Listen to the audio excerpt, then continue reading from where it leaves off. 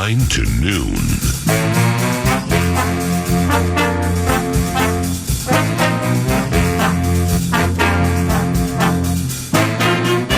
Time for two more. Big boy's back! Good stuff.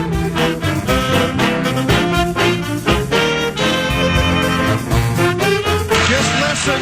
Just listen.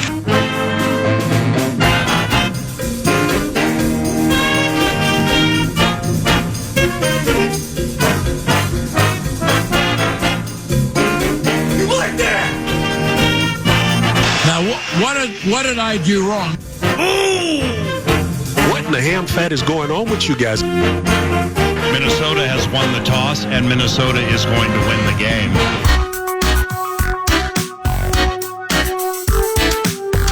The Vikings. Okay, calm down. Hi. It is a blustery Monday in the neighborhood being adjacent to Erotic City, copyright Prince Rogers Nelson, Minneapolis, and FM 100.3 KFAN. Welcome. It's Paul Allen by your side on your home for Minnesota Vikings football. Brian Baldinger is our beloved Baldy, and he covers the NFL for the NFL Network and other media outlets, and was an 11-year offensive lineman in the National Football League, despite going undrafted out of Duke in 1982. Beloved Baldy, thanks for the time, my brother. How are you? I'm doing well, Paul. I'm basically in this private school, are practicing this week and coming out of Canton in the Hall of Fame game and then going to play this Pittsburgh Steelers on Friday night. So we're out there at this field, and the players are just kind of coming onto the field right now, and we're going to spend the day with the Texans. It's a good thing here, Paul. Couple of Baldy, couple of non-2024 football questions for you first. All right. 82, when you came into the league undrafted out of Duke and the Dallas Cowboys. What was it like playing for the legendary Tom Landry? Well, I still have flashbacks to days with Coach Landry. I mean, when I went there, Paul, we had 110 free agents on the team, and we had 15 draft picks. We had 125 rookies, and 6 of us made it that year. It was like the ultimate. It was just the ultimate competition where literally players would leave every single day. It was just an elimination of 6 weeks, but it was great. I mean, he got you ready to play. He recognized he didn't really care where you came from. He just was looking for competitors. And, for 6 years, that was my coach. And there's still things that he says that he told us back then that still resonate in my head today. Can you share one, like one quick twitch from your heart that shaped you from Tom Landry? Well, everybody's having install right now, and you're walking through these plays, and you're scrimmaging these plays, and then he would say things like you'd be in the film room and something didn't go right. You got beat because he basically did a 3-hour film session after every game, and he walked through every play. Offense, defense, and special teams. And he would just tell you, he goes, Baldy, you just got to be a football player here. All right? There's I just remember that. Just be a football player. Just let your instincts take over. Don't worry so much about the technique or how you're doing it. Just get it done. And so just be a football player. I mean, it was something so simple, but still just resonates. I mean, then the whole thing with him was all about, it was faith, family, and football in that order. And that's how he lived his life, and that's what he imparted to us. That's sweet, Baldy. Secondly, and before we chat about your unbelievable week and change journey, just where you've been from the Jets to where you are now, and this one is kind of weird, all right? And I purposely didn't look it up because I wanted to hear you explain it, assuming it's accurate. 1988 with the Indianapolis Colts. How in the heck did you manage a 37-yard reception as an offensive lineman? Well, here's the deal, Paul. I'm glad you brought it up. So back then, we had Eric Dickerson, Albert Bentley. We had a loaded backfield. And Ron Meyer was our head coach, and I was the starting right guard on the team. Mm-hmm. But when we would get the lead in the fourth quarter, we would run the wishbone. And they asked me if I would go block the edge and play tight end, and we'd put the backup guard in there. And I said, look, I'll do this in a wishbone if you put a pass play in for me. They said, you got a deal, Baldy. So we were up at Lambeau Field. We're playing the Packers. We finished really strong that year. We won 8 of our last 10 games. And so we have to lead against the Packers. And sure enough, here comes the wishbone. And we had a wishbone quarterback that we signed to the roster. And they called my number. And I'm out there at the right tight end spot. And I ran a corner route, a 7-cut. And the guy put it right on me. And I led the league in yards per catch that year, 37 yards to catch. And to this day, they still kind of, I don't know, people put it on social media, whatever. It's out there. It's out there in the digital world someplace right now. Yeah, and I would imagine the sideline went nuts, right? Because that's what happens when offensive linemen do things other than protecting or blocking, and you had a good team, so everybody's happy. Sideline went nuts, right? Oh, yeah. And, the thing is that I got blown up on the sideline, too. Like, I got lifted off my feet, but I got caught by the fastest player in the Packers. Now, you know how the lies get, Paul. The longer you get away from the actual happening in 1988 to now, the lie gets bigger. So I'm just saying, the fastest guy in the Packers blew me up. So I wasn't going to run away from all of them, but it did create the uproar on the sidelines that you described. And we were coming off our own 5-yard line. Yeah. So we got field position, Lambeau Field. I go to Lambeau Field right now. I still recreate the catch on the sideline. That is fantastic, Baldy. Now, Brian was just in Buffalo, and at Baldy NFL, you can follow his travels. And as he mentioned earlier, now in Houston, follow his work at Baldy NFL. And with Buffalo, you kind of fell in love with rookie wide receiver Keon Coleman, didn't you? I did. Yeah. I was out there on the field before practice, talked to the offensive lineman, as I always do, Deion Dawkins, the head coach, the offensive line coach, Em Cromer, the whole group. And so I started walking off the field. Looks like they were getting ready to start. And as I was walking off, Deion Dawkins called me aside, and he was like, Baldy, come here, I want to introduce you. So he introduces me to Keon. I'm looking at him literally eye to eye, Paul. I mean, he's close to 6'4". And then I watched him practice. Like, he's a big guy. He didn't run real fast to the combine, but he was the first pick in the second round. And I watched him against some good corners in one-on-ones, and he can separate now. He's got great foot quickness, and he caught every one in the end zone from Josh Allen. That was probably one of the highlights of the day. But he's getting a lot of buzz because of his personality. But I said it's got to be a lot more than that, Keon. I want to put you down in Baldy's breakdowns. I need some big-time catches from you. He said, I'm going to do nothing but deliver on that, Baldy. And sans Diggs and Gabe Davis, then they're going to need Coleman and more. Now, let me ask you this. Do the Bills still have a stranglehold on the AFC East? I think because of what I think they can do defensively, I think they do. I think the Jets are certainly going to challenge. So will the Dolphins, for sure. It'll be very, very good games, close competition. But I think because of Josh Allen's ability, the way that they restructured the offense under Joe Brady when he took over halfway through the season, what James Cook did in the running game, he was phenomenal last year, the second half of the season. I'd say they still have enough pieces to still be the favorite in the AFC East. Hardcore football. How about Baldy's week and change? From Jets training camp, we've gone to see the Bengals, the Bucs, the Hall of Fame game, the Jags, the Giants, the Bills, and now Houston to close it. What's the Baldy breakdown, the verbal version, on the new kickoff rule? You were right next to the very first one. Well, I mean, last year, the last couple of years now, we always seen is just touchbacks, Paul. And so, and I was talking to Devin Hester at the Hall of Fame, obviously the first returner to go into the Hall of Fame. And, in today's world, like Devin Hester wouldn't be a Hall of Famer. I thought we have to find a healthy way to get the return back in the game. It's such an exciting play.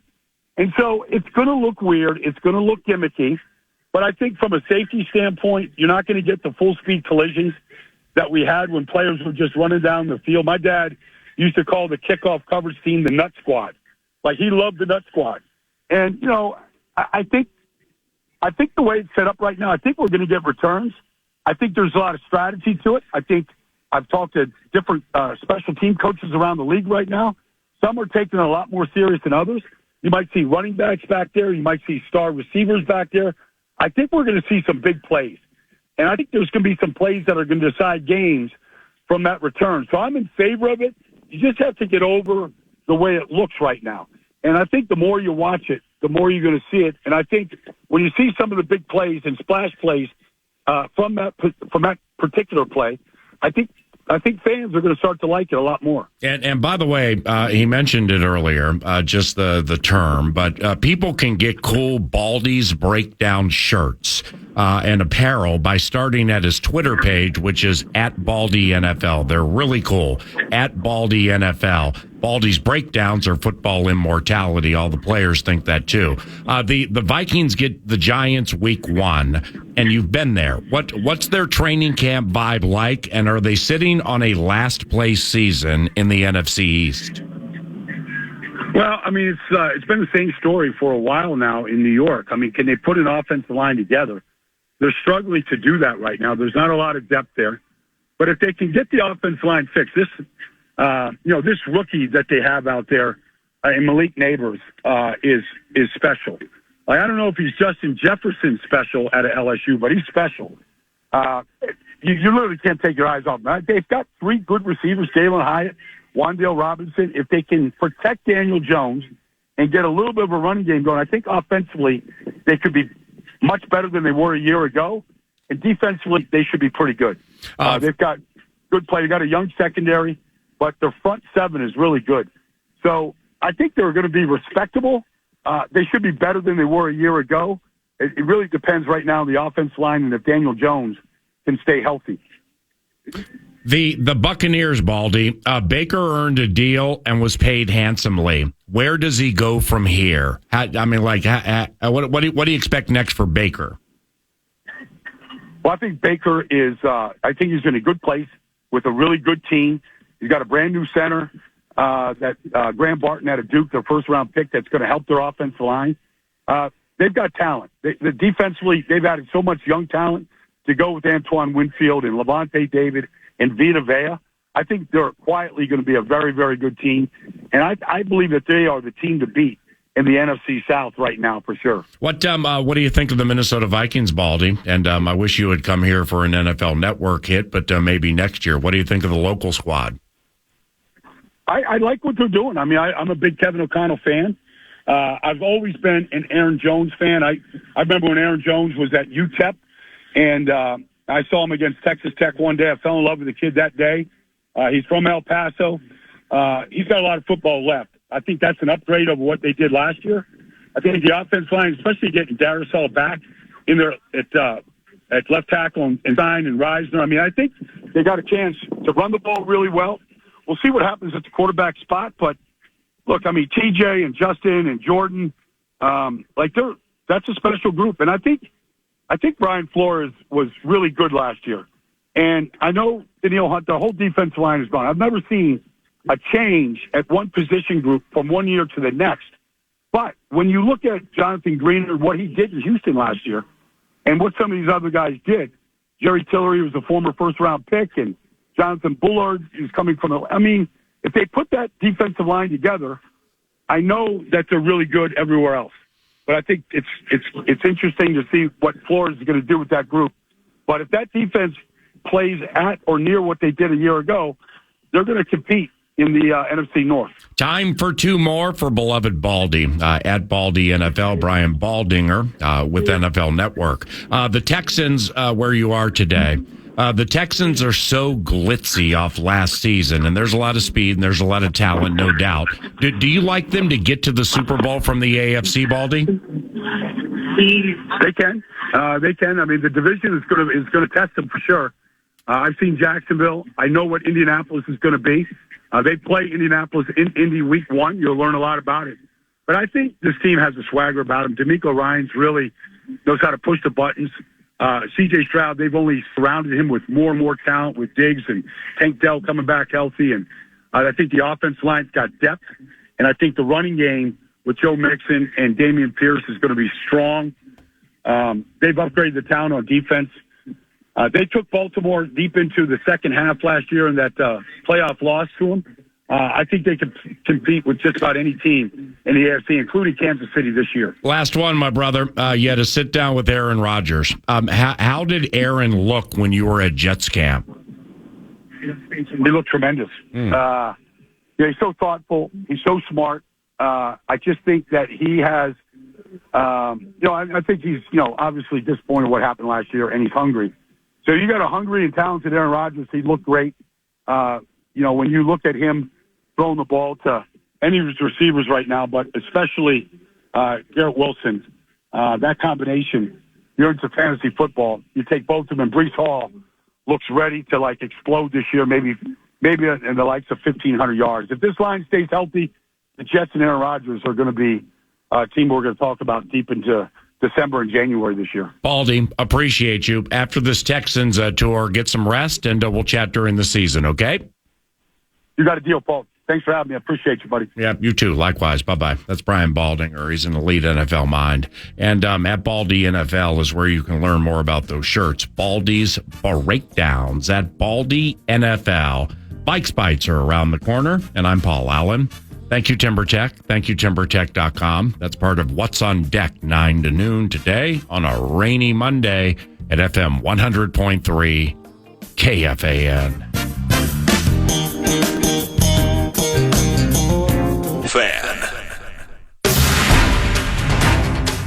Let's go on with some Vikes Bites now. Justin Jefferson also spoke over the weekend. You will hear that coming up around the corner.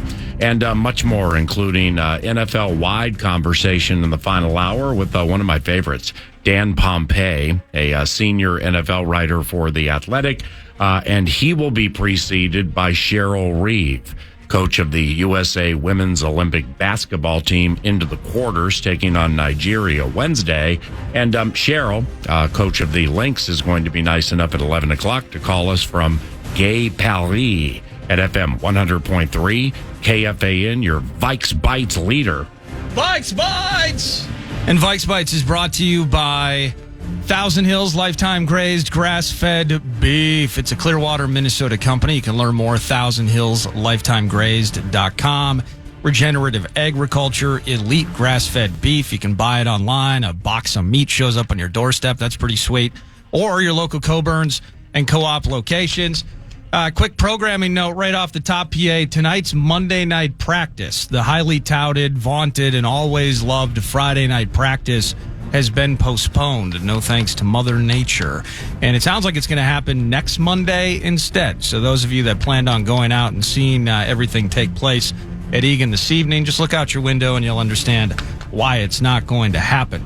I found this via that I was reading the Vikings mailbag, PA, and it's offensive coordinator Wes Phillips, a quote from him on using the I formation in this offense, a running back and a fullback, and if it fits. And here's what he had to say. I think it fits in if you have C.J. Ham. If you don't have a fullback that's as capable and as good a player as he is, it's one of those things where you're trying to get the best 11 on the field, and what can personnel groups do for you? 21, maybe they play base defense. Maybe they play single high for the only snaps we get in the whole game, where they're not putting a safety over the top on Justin Jefferson. We do want to run the football better. We're not hiding, not shying away from that. And I think we're on the path to do that. But CJ is a very valuable player, both blocking and coming out of the backfield. He runs great routes. He's probably a little underutilized as a route runner.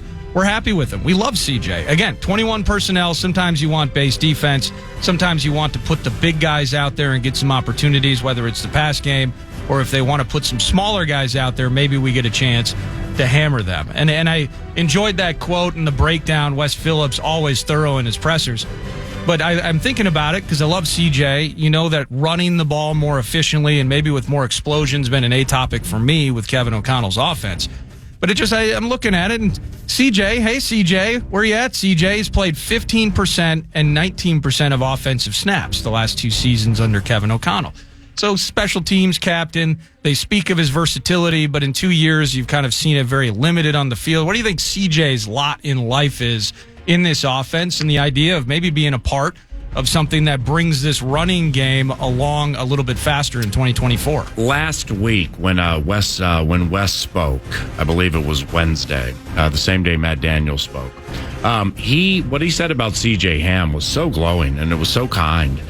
In that, I mean, Wes, is a Super Bowl winner with the LA Rams. He's seen a lot, and he said that CJ is either his favorite or one of his favorites when it comes to leadership of all players with whom he's worked in the National Football League. And when he said that, when a coordinator says something like that, well, that's an absolute, an absolute would be 100%. I mean, that's a 90% or above that CJ is going to be on the team. And it's not that I ever wondered if CJ Ham was going to be on the team, but he's one of those names that people will start thinking about when they start to get to the final numbers. It's interesting to hear what Wes said about the route concepts because things are ever changing. And with Aaron Jones, you can run markedly different running back routes than you could with what you had last year. So therefore, route concepts are ever changing, and it sounds like they might have some sneaky stuff in there for CJ Ham. So good for CJ. That sounded really cool. Vikes Bites! Thank you, Thousand Hills. Head coach Kevin O'Connell, he was speaking over the weekend, kind of laying out goals for this team. Here's some audio. But we're at the point now where the expectation is we are making a mistake not to be made again, or at least learn from to be able to be applied to whatever it is that we're really focusing on as we grow our installs and expand over these next few practices. More from KOC. We're starting to, try to really stack days in this training camp phase of this finite amount of time before we get into preseason games, joint practices, where we're really trying to grow it on a daily basis. Stacking days, but he makes a point to note that they're not chasing perfection this time of year. Remember what I said, we're not chasing perfection, just the progress that you can show from, like in Sam's case, throws an interception on a third down, weighty down type play and comes back and hits a deep ball down the field. He's done it really a couple times now in those competitive settings, and I just like the response. And then JJ, just how consistent can you be stacking as many plays, just doing your job together with the other 10 guys in the huddle, and good things are going to happen. So that's the head coach, Kevin O'Connell. I don't mean to hit you off guard with this, PA, but when I was listening to that audio and I put it in, kind of the reason I did is I was thinking, okay, stacking days, stacking practices. We're 10 or 11 deep. No night practice today. They'll be inside doing their thing. But from the start to even now, and maybe, kind of what you would like to see as things progress, is there a player that pops in your head where the first practice is like, I just want to look at this kid. I want to see what's going on with him. And then now, a couple of weeks later, pads have been on for several practices. It's like, oh yeah, no, this thing's gotten better. And I just, trying to drill through minutia and break down all of this and they're filming every aspect of these practices. Theo Jackson, an interview that I did on Saturday, you'll hear it later 9 to noon as well. I think about that being a guy that has progressed from the spring and is now turning heads at camp. Is there a guy that pops to you where they're stacking days and not chasing perfection like the coach says, but now a couple of weeks into this with a preseason game on the horizon, that guy's better than he was a month ago? Theo Jackson would be first and foremost for me. And in fact, Theo has become such a good overall player with the responsibilities and expectations from defensive coordinator Brian Flores that I don't know how much he's going to play. I mean, you got Hitman back there and so on and so on. You got Cam Bynum. They play a lot of safeties. Isn't that kind of a precarious spot? Because as good as he's been, you just named, and we got Metellus in there and all of that. Like, if you're good, they'll find a way to use you. But how's Flores going to fit Theo in? Well, Metellus played more other position than safety, and Jay Ward's playing more corner in training camp practices than he's playing safety. So therefore that opens things for Theo, who I do believe will play a fair amount. After that, it would be Arkansas undrafted corner Dwight McGlothern. Every time I see him, I find something new I like about him. Now, this guy got dinged up over the weekend, but the undrafted edge Gabriel Murphy has opened some eyes. Owen Porter, undrafted linebacker from Marshall, he's had some eye-opening to him with me. And Walter Rouse, the drafted offensive lineman from Oklahoma. I had a chance to meet him last week and chat with him a little bit after watching him at practice. And you know, it's Darrisaw's your starting left tackle, and Brian O'Neill's your starting right tackle. Quessenberry can play both. Rouse can play both. But they at least from what I've seen, which is not every practice like the Scribes, Rouse is manning the right tackle spot markedly more than the left. And I just want to see where that goes. Because they didn't go unbalanced, extra offensive linemen frequently last year, but that was Blake Brandell. And Brandell is going to be your starting left guard. So as the land of opportunity goes, the sixth offensive lineman, specifically when if and or when Hawkinson is down, and if they're looking to run different ways, you know, that could be Rouse. So maybe they're moving him all over the place to get him acclimated with what left and right are like at the very highest level. Stacking days and stacking Vikes Bites. Thank you, Thousand Hills. Will Reichard, the rookie kicker. There was some weeping and gnashing of teeth, PA, a few days ago when he had 3 field goal attempts and he missed 2 of 3. But over the weekend, PA, 5 of 5, and now he's just smashing 58-yarders with 15 yards to go. Oh my gosh, can you above average at that? Seems like everyone's super high. I'm sure you saw Alec Lewis's piece on Will Reichard, just where he come from and built it up. He tore his calf or his quad right off the bone, and now he's kicking for the Vikings. Feeling pretty good about the rookie kicker these days, it seems. Well, with Will, it's this new kickoff rule and the way he kicks. I think people are going to like that when the season starts. I'm not sure how much they'll show starting Saturday against the Raiders, or a week after that at the Calm, or a week after that at Merrill Reese. But his I don't want to call it a line drive. It's not like a mortar shot, but it's also not a moon ball. It's kind of in between, and they've worked a lot on it. And it's like a golf shot. I mean, these kickers, they have to become adept at landing the ball in the landing zone of 20 down to the goal stripe, and not necessarily always in the middle of the field. So some kickers get their trippability on and they overcompensate, and then the ball rolls out of bounds, puts the other team at the 40. Some are trying, and it's perfect time of the year to try this. They're trying so many different things with Reichard and other kickers that I either read about or I see, where if you miss the landing zone, other team goes to the 40.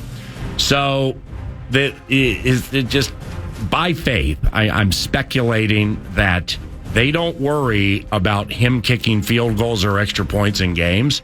They want to make sure they have an edge in this kickoff situation, at least an initial edge, because then people are going to change. So I adore him. He's extremely talented, and I'm glad he's on the team. Vikes Bites! Glad Christian Darrisaw is on the team. He was speaking to the media, talking about, it's good that this deal's out of the way. Now it can just be me. But I heard some interesting audio from him just trying to find his own level of play, and he knows he's got another notch up the ladder to go. Man, I don't even feel like I reach where I want to be. I know there's so much more I can do. And every day, Coach Cooper, his whole offense is trying to get it out of me and pushing it to that level. So we'll see what it's going to be about. And you've talked to O-line coach Chris Cooper, and you think about Christian Darrisaw becoming one of the better left tackles in the NFL. What is that next level? Is there something that pops for you where you're like, man, it'd be nice if Christian got better than this? Because at his best, I see him kind of doing everything quite well. Yeah. There's nothing. It's just the natural progression and maturation of a young man, of a talented young man, learning from your mistakes. His demeanor and his personality, oh my God, Kirk goes chill. I mean, he's just a very, very gregarious guy, and he takes the game seriously. So I don't really know. It's something I can ask. It's an interesting question because he is very good at certain facets of the offensive line game.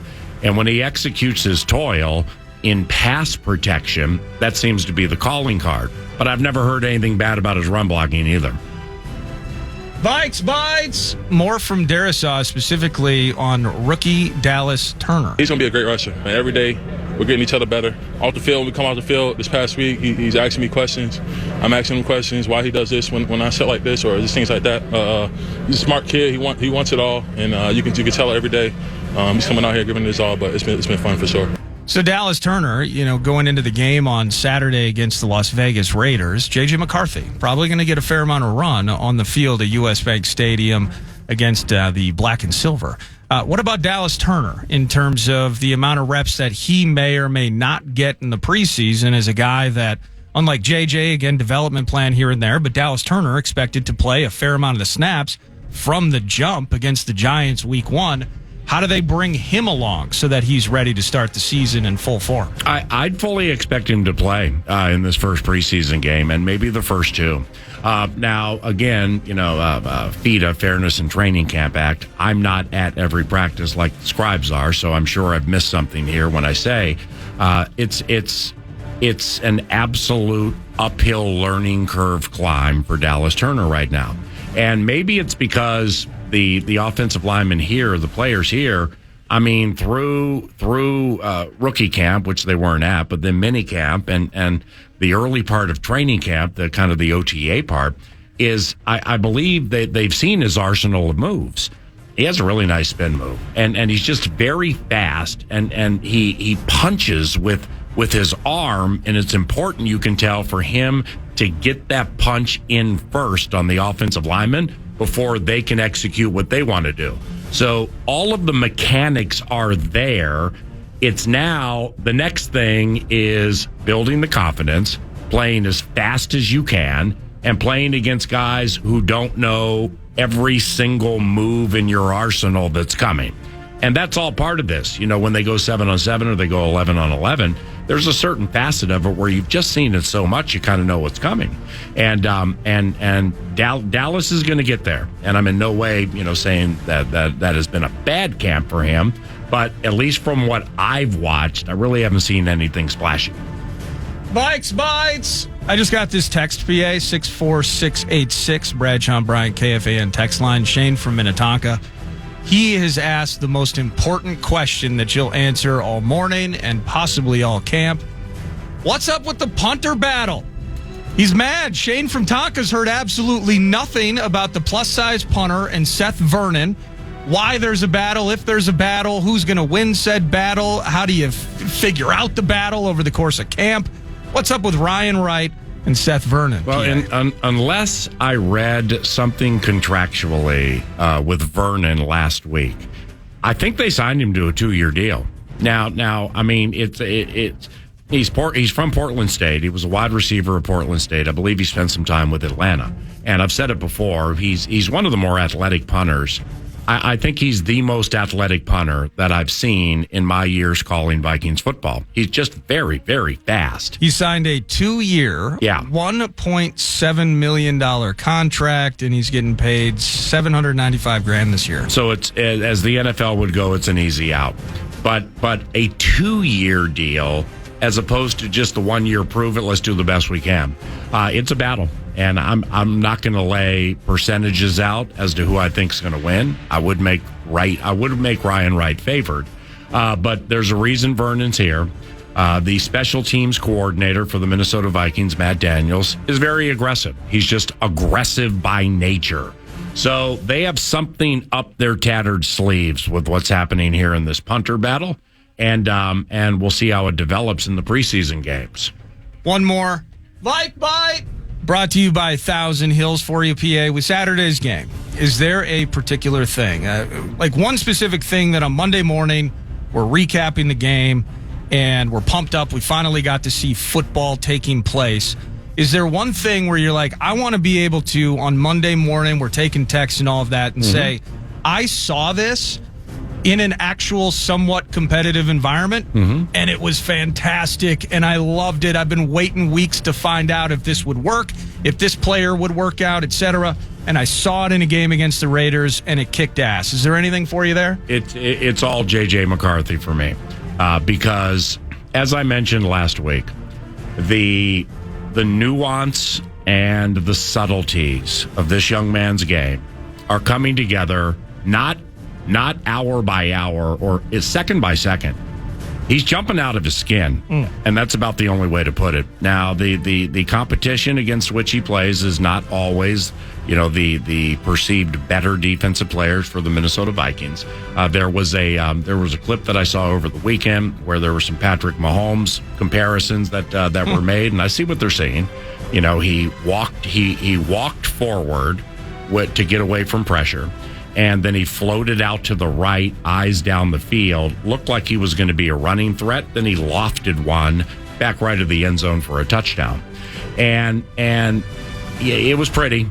He would have been sacked 2 times in a real National Football League game. And but the key here is off what was shared last week.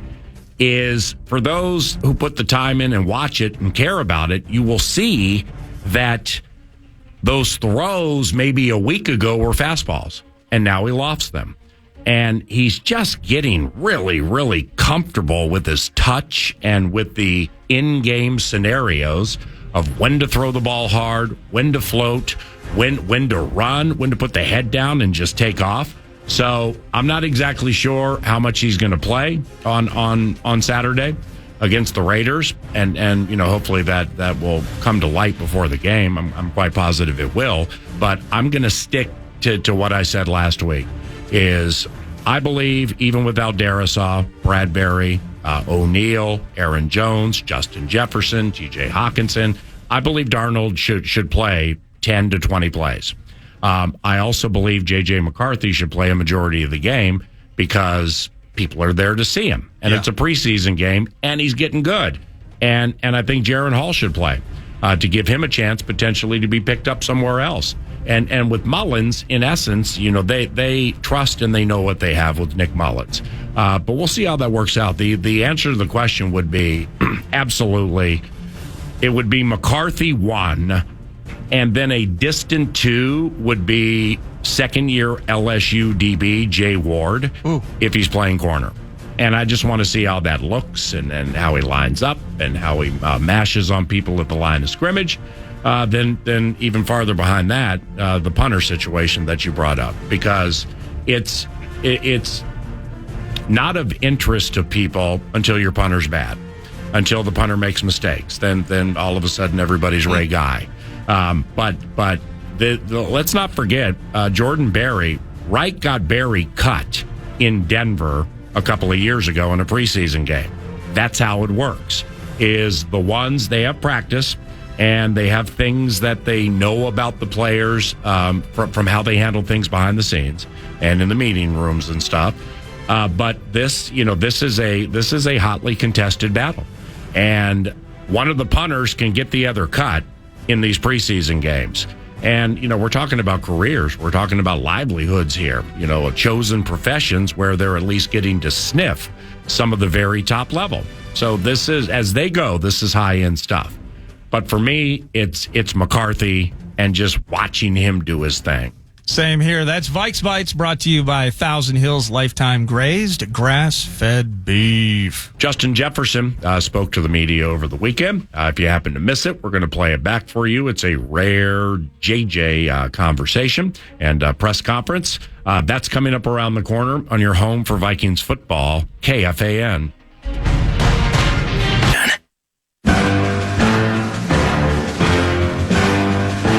Welcome back, 9 to noon. As you heard PA into the break, Justin Jefferson speaking with the media. It's not often that we get to hear the wide receiver, so we wanted to replay that press conference for you. Here's Justin Jefferson. How y'all doing? Ever find it hard to concentrate for 2 hours because 58-year-olds yelling? It get me prepared for the tough crowds whenever we go in the away games. So it's pretty similar for sure. But going to 2 hours of kids yelling your name and telling you the gritty, I mean, it gets tiresome. How do you decide when to acknowledge them or not? I mean, I don't know. I don't even know how to answer that question. Justin, it seems like there's been kind of a rotation at DBs with new guys coming in and stuff. Anything jump out at you, particular with the new guys that have come in over the last week? Anybody stand out to you in particular going up against them? I feel like everyone has been doing a great job just trying to play in different positions. Of course, we had the struggle of having, some DBs go down early in training camp. Seeing the guys move around and playing in different positions and making plays in those different positions. I feel like all of them has been doing a great job and trying to overcome just being in a different environment, playing in a different space. But it's definitely kudos to them because they have been balling, and it shows out there on that practice field. On a day like today, what are you working on? Are you working on anything new or just keeping what you have? Well, every single day it's a chance to get better at my craft. So, there's always things for me to work on, things for me to get better at, and I just try to figure out those things throughout the day. I try to be as perfect as possible, even though I'm not perfect, but I try to come out here with the mindset of trying to chase perfection and just trying to uplift my team in any way possible, trying to be that leader, that captain of the team. So just trying to be as vocal as I can be and setting the standard for the younger guys. Anything, we saw you take the vet day the other day, but are you doing anything kind of over time that you've adjusted to avoid what happened last year with the hamstring? Yeah, for sure. I'm so scared for it to happen again. I've been overly cautious about it. Just trying to take care of my body in the right way. Just trying to find new ways and new things that I can implement on my day-to-day life that would better help me throughout the season. But I definitely been working on my hamstrings a little bit more and making sure that I'm injury proof. Stick with you forever, or do you think you'll get to a point where you're not really thinking about it potentially happening again? Yeah, I'll get to the point where I feel like I'm not going to think of it again, just because I feel like I'm going to push it to where it's way strong enough for it not to happen again. So it's just all about being confident in it, just having that confidence in it to where it's not going to happen again, and I can go out there and play freely. When you have a rest day like Wednesday, what goes into the decision to do that? I guess they look at the amount of yards that I'm running, how much I'm running, how hard I'm running, and of course the amount of weight I'm dropping at the end of practices with this hot temperature, sweating tremendously. So just having that, I don't like to call it vet day, but having a rest day, just for me to come back out here today and give it that 100%, and just trying to monitor my body and how I'm feeling, and trying to make sure that I'm ready for week one. What's the reaction when they do tell you need to take the day off? I like it and I hate it at the same time, just because I never really was the type of person to take days off and have vet days. But I understand that I'm starting to get a little older, and the yards and how I'm running and the way I'm running every single day at practice, it starts to take a toll on me, so it's just taking a little step back, just resting my body for that one day, and then coming ready to go the next day. Justin, you talk about kind of injury proofing your hamstrings. That's an injury that has kind of been an issue for people for decades. For sure. What kinds of things do you do to make sure that it's not going to happen again? Taking a rest day, just like the other day, just not overly pushing my body, know when to turn it on, turn it off, and I just got to watch myself throughout the practices, play at a fast pace, play very hard, and what I need to be ready for a game, but also, just take a step back, every once in a while, just to, give my body a break and just rest up a little bit. Trying not to open up as much on sprints, is that kind of where you feel like you try to save it? It's just not all about just sprinting. It goes on how much are you running, how far, how long are you running. There's a lot of science that goes behind it, but I'm just here to play football and do what I'm told. What have you thought of the camp that Jalen Naylor has had? He's balling. I'm very proud of him and excited to see what he's going to do for us for this upcoming year. I mean, every time you look around, he's catching the ball, he's making a play for us, and that's the things that we need for us. You know, just every once in a while, just have somebody different make a play on this team. It shows the versatility that we have on this team, that anybody can get the ball and anybody that can make a play. And I'm definitely excited for him to, you know, step up and to fill in the spot. Did they forget who you were in the red zone? Johnny won 3 targets. You got 0 targets. Yeah, I mean it happens. I mean a majority of those times I'm doubled or I'm tripled. You know, in the red zone. So it's always good to see other people get shots at the red zone. I mean it's other people on the field, so you know we got to spread the ball around. Like Sam had a nice throw in the situational period. Looked like Theo might have even had the angle. He kind of caught it at the last second. Did you see that coming off his arm? Or? Yeah, I mean we work on that play time and time again. Just in those situations where in fourth quarter, late in the game, where we needed the most. You know, Sam threw a great ball with a crossing route and for us to continue to drive. So him throwing balls like that and us reaching all the way down there and finishing out the 2-minute drive and scoring with JA. You know, it's just something that we're continuously trying to work on and trying to get better at. Of course, being in those situations during the game, you know, it's going to be a lot easier when we're coming out here and practicing the way we did. Justin, what's it like going against Josh Metellus when they're moving him all around the field? He plays 100 different positions. Difficult, very difficult. I mean, for someone like him that can be in the box and blitzing and being, you know, down in the trenches versus now he's covering and he's being a part of the defense that, you know, that it's tough to be in. So I'm definitely excited and I'm just happy to see him come along as a cover corner and as a safety that can come down and blitz and make a disruption in the backfield. If any kind of work do you get with McCarthy? I'm always getting work with him. If it's not even on the field, it's, you know, after practice, he's asking me different questions on what reads I'm looking at or how to better read this on, you know, just plays in general that we have throughout the practices. He's always the person that's always asking me questions and always trying to learn in any way he can. So, you know, just seeing him out here making plays and making good reads and good throws, it's great to see him, you know, perfect his craft, you know, better and better every single day he come out here. It's like to see him. He got a couple snaps in the red zone with the first team. What was it like seeing him in there? Yeah, you know, it's expected. You know, if somebody's like him is throwing the ball the way he has and making the plays that he has, you know, we're going to give him a chance with the ones and just see how he looks, how he going about that, how he takes it.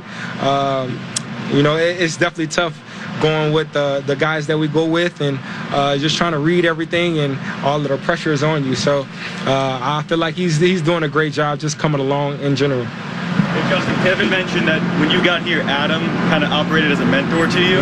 How important is it to you to serve as a mentor to the other receivers in this room? Yeah, very important. I was very grateful for that. Adam allowed me to come in and just be a teammate that he can coach up, and I was definitely excited to come in and to play alongside Adam and to be his teammate and for him to treat me the way he have and to be like my brother and to keep me under his wing. It was definitely something that I wasn't expecting, and I'm definitely grateful that he was that type of teammate to me. So now seeing that, I definitely had to be the same type of player on my side and my end and be that teammate that they can count on and they can talk to about anything. What